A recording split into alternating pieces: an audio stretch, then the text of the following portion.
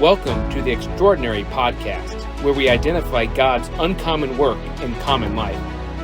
Recognizing God's work requires intentionality, but articulating it motivates and inspires. Don't forget to subscribe to never miss an episode. On today's episode of the podcast, I have a conversation with Becky Campbell about worship. How worship is more than just singing a few songs on Sunday morning. It's a lifestyle that we are called to live to worship Jesus. So let's get into the conversation with Becky. Becky, thank you for being on the podcast today as we explore the concept of worship. And as we get started, I wonder if you could share a little bit about your love for music, how it started and grew, and just the whole progression. Well, it started at a very, very young age. I grew up in a very musical family, and my grandmother played piano. My grandfather was part of the Gideon Quartet with the Gideon Ministry, sang bass. John Van Ostel, an awesome bass singer. But we grew up in that environment. We would go to his concerts. We would hang out with the families, of his quartet group. And then my mom, was playing piano since she was very small. So it was just part of our lifestyle. We would stand around the piano and sing as a family and with my grandfather. So it's just been part of my heritage since probably before I was born. So, a long time. So you grew up, like your mom would play at home and so it was just... And there were times the family singers, Plummer family singers would, hit the platform at church, and we would jam out with our 5-part harmony or 4-part of my dad. And we had a great time. It was just always part of our life. It's never been vacant as our lifestyle. Yeah, well, that's fun to have a musical family. And are there any songs that you can think of, whether it was from when you were younger or recent, that just impacted you or shaped your love for music and worship? Well, I grew up on hymns. We grew up in an era where hymns were the contemporary music of the day. And songs, Great Is Thy Faithfulness is one of my favorite hymns, still today.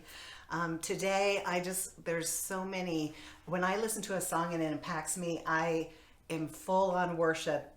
Even if it's at home in my kitchen, the arms are out. If I'm driving the car, it just fills my soul. So one of the songs right now is Holy Spirit Come, is one of my favorites.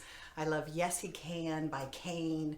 The Blessing is one of my favorites. And Goodness of God is just close to my heart. And the songs that I connect most with are the ones that are the testimony to my heart. And it just fills every part of me.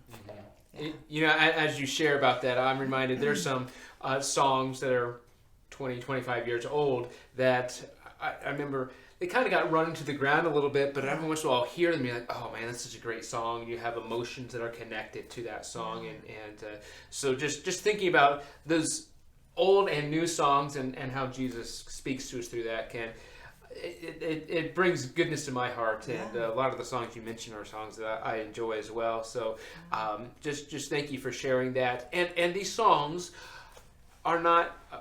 It's not like they're pop culture songs. They're not songs that are just because the artist is talented or there's a good melody. There's Jesus involved here. So that's part of the core of what we're talking about. So there's worship that's happening when we sing these songs, whether we're emotional or whether we're going through the motions, there's worship there. Right. Can you speak kind of what is worship to you? When you ask me to think on this, because worship is my being.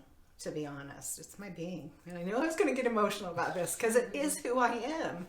And so when in worshiping, whether it's on the platform or off the platform, there's got to be a connection with my Jesus. There has to be that connection. There has to be that purpose of what is this all about?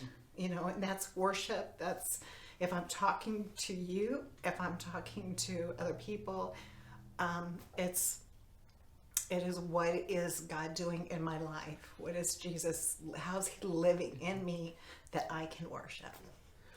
That's an excellent point, because a lot of times I think we view worship as this hour time that we have together on Sunday morning, or even maybe just 3 songs that we sing on Sunday morning, as opposed to the life that we live the other 168 hours a week that we live, or 167 hours that we live.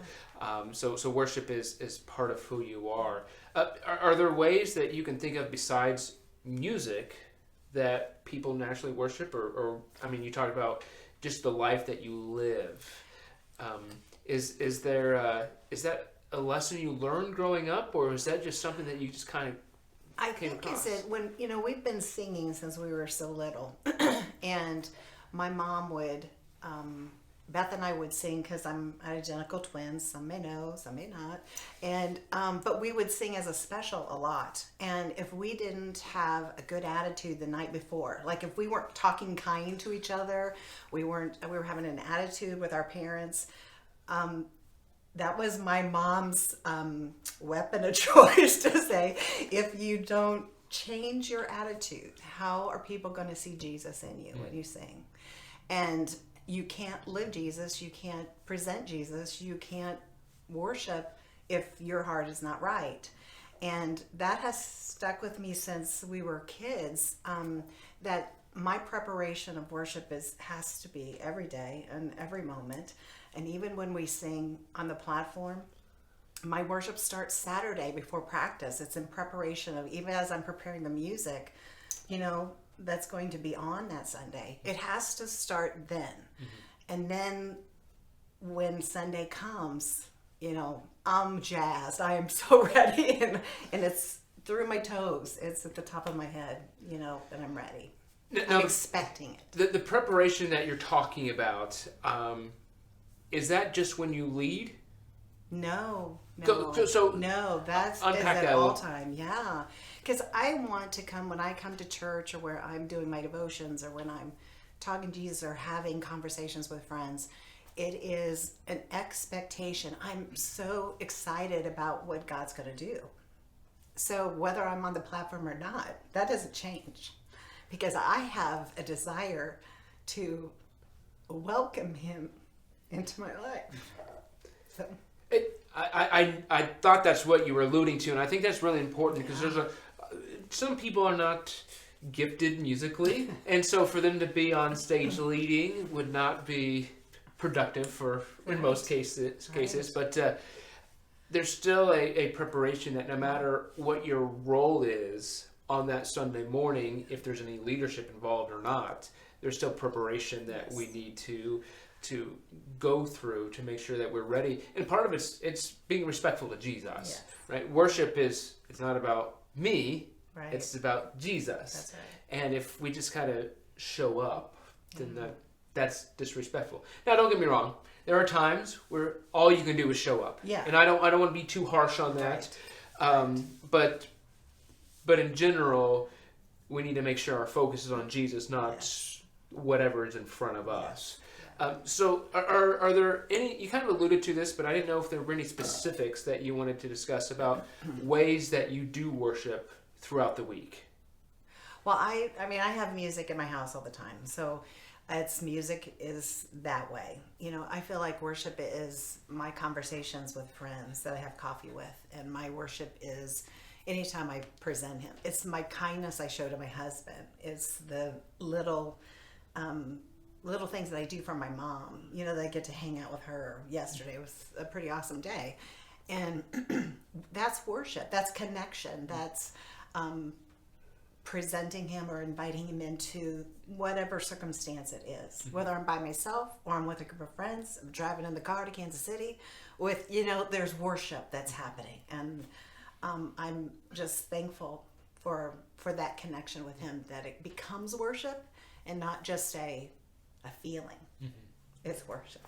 It reminds me of Colossians 3:23. Whatever you do as though you're working for the Lord, not for humans. And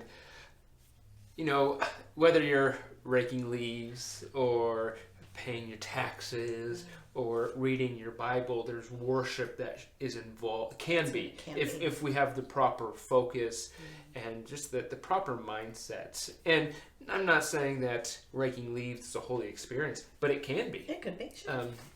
Never experienced that myself, but For some. I do know that it can be. Now, you talked about songs you like, and I'm confident that there are songs you like less, and there We are have to talk about this. and there are times where, whether you're leading or not, there are songs that just you're not feeling. Whether you don't like it or you're not feeling in that moment. What do you say about those moments? Get past that, because there are songs that maybe you've done repetitively or you've sang them, so many times that. For me, the song is, I just need to connect to the words of the song, and try to find where that fits in my life and in my heart and in my mind. I just, I try to remember that I'm representing Jesus. It's not about me. And so maybe somebody's never heard that song before.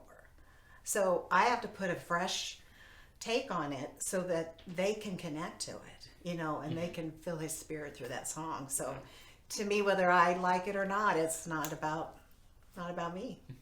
And this is a funny little anecdote. I grew up on hymns. I love hymns. And I have found that one of the most detrimental things people can do to hymns, in my opinion, is play them too slowly. Right. Oh, I my agree. goodness. I so agree. It becomes a dirge real fast. Yeah. But there's still words there. There's still meaning. And it's not about my personal preference. Right. Whether the drums are too loud or there's the organ is there or isn't there. Those are kind of some of the common things with music that people have in the last 20 or 30 years have processed and experienced and have opinions on. And that's one of the hardest things I think about when we view worship as the music. Yes. Everybody has a preference. And you're not going to make everybody happy, even if they're all similar in demographics. Right? You're not going to make people happy completely. But this comes back to the point of what's the focus of worship. Yes. And the focus is about Jesus. It's about representing him, as you have mentioned. But I'm sure you've experienced times where people expressed distaste for the music. What are your thoughts on that? Well, I remember one situation very specific, and this person brought my dad into it and said my dad would not be happy, with this. And I immediately, you get protective of how they're getting to your family that way. But my first response was, listen to the words. You may not like the rhythm, you may not like the style, you may not like that, but it's about the words and your connection to our Heavenly Father. And you got to put the rest of it out. You just got to let it go, because if you start wrapping yourself up with all of your personal emotional feelings about things, it is no longer about Jesus. Yeah. So. Good point. Thank you for that. Now you have been on various worship teams at multiple churches. You've moved a few times, and what do you like about being part of the worship team? I like the team as a whole. When we were growing up, it was the piano and an organ. I have always loved all the instruments that go with it, and the talent that is behind it is amazing. And that it's not just the voices that we're using to glorify God, it's the instruments. Everything is used to glorify him. And I love that. I love coming together, and as a team, I love sharing that purpose with others. It's so cool. So for me, that's just been, I used to be kind of a solo person, and I am not anymore, because I love the team feeling. I love having a partner to sing with, and I love the harmony. I grew up on harmony, and to have that and have that be part of, our worship is exciting to me. And when that came alive to me, that happened at a church in Phoenix where the shift kind of happened from just piano and organ to a band. And I remember walking into the service, and they loved to play loud and strong before the service started, and they would have the doors closed. So when you walked into the sanctuary, you walked into his presence, and you could feel this band just come to life. And that was a turning point for me, that I said, that's what I want to be part of. And so I encourage that in others. You have a gift. You have a gift of playing an instrument. Play it. Glorify God through every orifice of who you are. You know. Yeah, that's great. And particularly that church in Phoenix, it was almost like an immersive experience. Yes. And that's what they wanted, you to feel that. So yeah. I know when I go to I've been to gatherings with multiple churches or denomination, and usually it happens when there's a hymn being sung that everybody in the room knows, and just the volume of, you're hearing all these other people sing. That's so uplifting and encouraging. Yeah. But kind of speaking of that, what are some challenges that you think most worship teams face? Well, you kind of touched on it a little bit. There seems to be some scrutiny to maybe songs that we sing, or the style that we sing them, or the instruments that are played. People are very vocal about that, and I know that worship and the music is always a challenge in every church, because it is such a wide diversity of people that are listening to it and the style of music they like. And I get that, and sometimes that's difficult when you're looking out and you're trying to connect with the congregation, and they maybe are not connecting with that song because they don't like the style, or they don't like the rhythm, or that we've done the chorus 10 times. There's something about it that keeps them from allowing the Holy Spirit just to take control. And when you're trying to present Jesus through that way, you feel like there's this wall. And again, not my job to break the wall down. It's my job to present Jesus, and he'll break the wall down.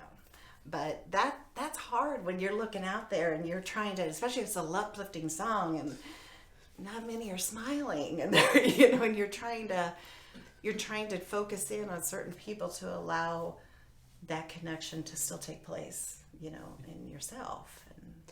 So I guess engagement is one of the obstacles, and it's not. Some people maybe are self-conscious about their voice, or are uncomfortable singing for whatever reason, or singing loudly, and that's fine. You can engage without making a lot of volume. Yes. And I think that's really important. Our facial expressions tend to display our spiritual moment at that time, and kind of like your posture can kind of show how you're feeling about a certain situation, and so our facial expression, how we look at the praise team, and we all have distractions. There may be somebody next to you making noise, your phone may go off, those types of things, and you're not trying to be overly harsh on people, but those distractions are momentary. But our engagement can help the worship team, can help those around us, but also helps ourselves. Yes. When I engage in worship, that helps me, and it reminds me of what the focus is. Right. It's not about the things around me; it's about the one with whom we're worshiping. That is Jesus, and I think that's one of the things we got to keep at the forefront of what we're doing. I will say, part of the problem sometimes is, people come to church and they're people they don't see except at church, and so they want to say hi to them. They want, and those things are important, and that's fine. There's relationships being built there. We need to figure out how that all works. Engage in the relationship and engage in worship without sacrificing either. And sometimes that may mean show up more than 30 seconds before the service starts, but I digress a little bit on that one a little bit, so I probably should get off my soapbox. I'm sorry for that.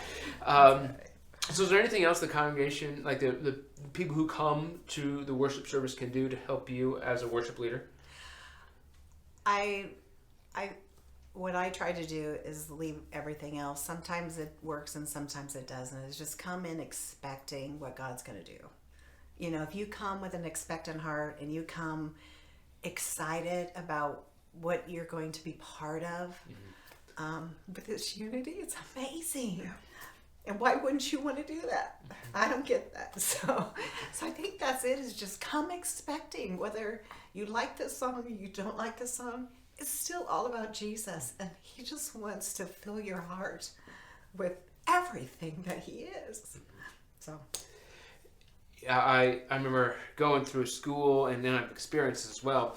Professors would say, you know, someone will come up to you after the service and say, Pastor, what you said here impacted me. And you say, I didn't say anything about that at all. Right. But the person got something from Jesus. Yeah. And so, you know, having come up and saying nice comments, oh man, worship impacted me. Yeah. And they don't have to love the song, right. But say, hey, thank you for leading. And I guess I will say right now, thank you for leading. Thank you for the effort, the energy that you put forth, the determination, the care that you have in what we're doing. And because worship is not just, this is like a good idea. This should be core to what we're doing, because as you mentioned, it's something we should be doing out throughout the week. It should be part of our life, not just an hour on Sunday morning. It should be the other hours during the week. But is there anything about worship, our worship service, the church service, or maybe your interactions with other followers of Jesus, that's giving you hope right now? I think right now everything is kind of giving me hope, because I don't want to dwell in the other. Mm-hmm. So I'm choosing to look for the hope. And so it's people in my life, it's my family, it's recognizing who he is. Mm-hmm. It's giving me hope, and I don't want anything else. So and as I think about that hope, and you mentioned music's on all the time for you, and I'll listen to songs on the radio, and probably 9 out of the 10 new songs I hear are probably like, but then that one song that can be so impactful, and you can go back to it, and you can share it with others, and so to me, part of the worship experience is sharing it with others. There's private, there's also corporate worship, and if we're not worshiping privately, we're probably not going to effectively worship corporately. Right. And probably vice versa. It's true. If we're not worshiping corporately, we're probably not going to worship privately effectively either. So I don't know how worship is so subjective. Of some people don't like music, and so but they can worship Jesus through other things, through raking leaves and paying taxes or whatever that is. But the core issue is making sure that we find avenues that we can worship Jesus. Find your worship. Whatever that is. Mm-hmm. Just find your worship. Find that connection. What is going to draw you closer to the Father. Mm-hmm. Yeah. Do it. Yeah, so that's some good stuff, and it's a good reminder. So much of what you said is making sure we keep the focus on Jesus, not ourselves, not our worries, not our personal preferences, which our personal preferences are fine. Right? If you love hymns, that's fine. If you love contemporary music, that's fine. But make sure we keep the focus on Jesus. Amen. Was there anything else around worship or that you would like to share or encourage people today? Just be present in it. Don't try to bring too much into it or think too much into it. Just be present in the moment of Jesus. Great things are going to happen. Yeah, that's right. Well, thank you for that. Thank you for that encouragement. Thank you for your leadership and just your willingness to serve others in that capacity. So thank you for being on our podcast today. Thank you, Beth. Thank you for joining us for this podcast. Be on the lookout for how God does uncommon work in common life. And please subscribe to never miss an episode.